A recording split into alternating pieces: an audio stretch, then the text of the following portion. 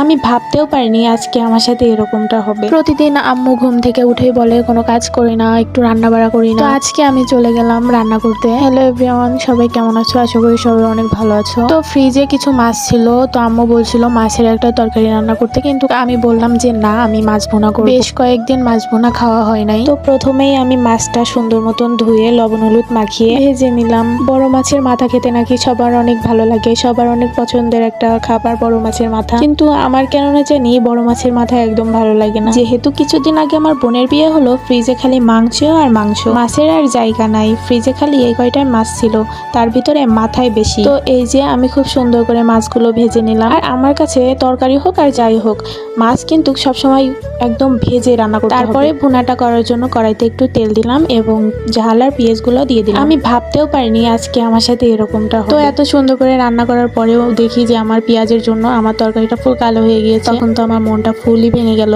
আমার আম্মু আমাকে অনেকবার মানা করছিল, কিন্তু আমি শুনিনি। যাক, এখন তো আর কিছু করার নাই। তারপরেও আম্মু রান্নাটা খেয়ে বলছে অনেক মজা হয়েছে, আর আমিও খেয়েছিলাম। আসলে রান্নাটা অনেক মজা হয়েছিল।